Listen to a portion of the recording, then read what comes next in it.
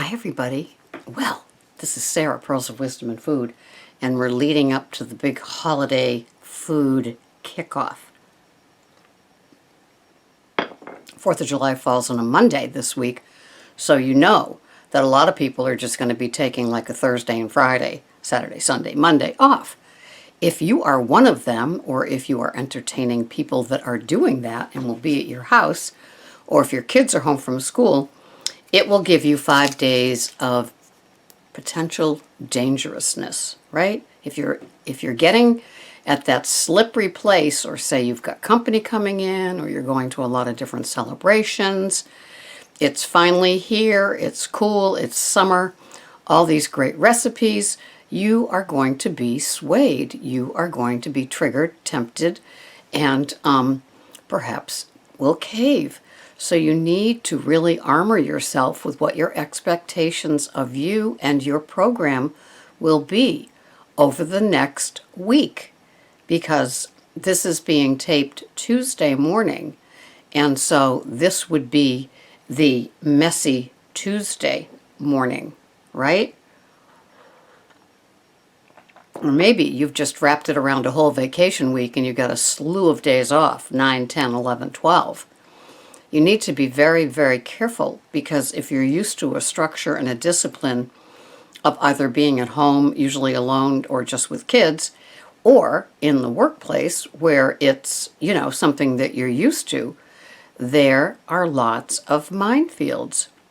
And you need to arm yourself and be aware and really live in reality that they're going to be there. How will you handle it? If you are a cookout barbecue person and you love from start to finish, and of course the finish being the s'mores, what you get to eat, you need to line it up in your tracker. You need to be aware. If you absolutely positively have to have a s'more, there's really no low carb, low sugar, low fat way of pulling it off, I don't think. I mean, most people would not buy an entire box of whatever it would be, low carb or fat free or sugar free graham crackers and all the rest. I've never seen a sugar free marshmallow to date. Not that I've looked. So, if the s'more is absolutely the most important part of any cookout for you, plan it. Now, the question comes, what are you going to have before it? How about a bunless burger and a salad? Not a potato salad, not a coleslaw, not a macaroni salad, a green, crunchy, veggie salad with it that you make yourself, so you know what's in it, and you bring it, and it's big enough so that the burger, maybe one hot dog, bunless, will work for you. And then have your dessert. Then enjoy it. Maybe s'mores aren't it, so maybe just a couple of slices of watermelon would satisfy you and that whole sentimental part of what a cookout means to you. Then maybe you would want to partake in some of the things that have lots of mayonnaise in them. But it's planned. I mean, if you're going to a cookout, you pretty much know the standard fare. It does not mean standing over the tortilla bowl with the bowl of salsa and thinking that is your serves one and that you can stop. Right? No. Most of us could not stop over a bowl of salsa or the 7-layer dip thing with the tortilla chips. Yeah, you know what I'm talking about. With just the chips. And if you had that, maybe that alone without the chips wouldn't be bad. Try shoving it in with some celery. That's a free food.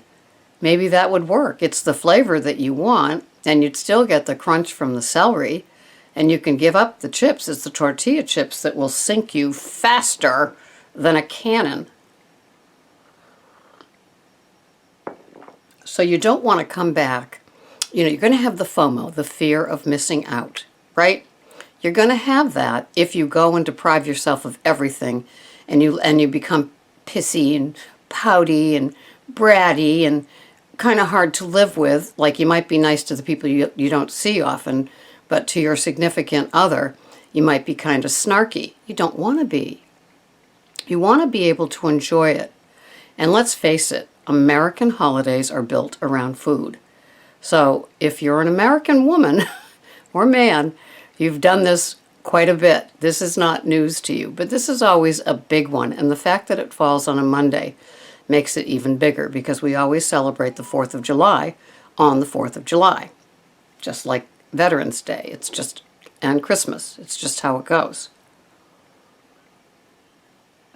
So think about it. Prioritize what's important to you. Do not starve yourself leading into it. Do not busy yourself so much the day of making all of these things that you usually make, and you don't eat, and then you end up a pig at the trough. You don't want to do that either.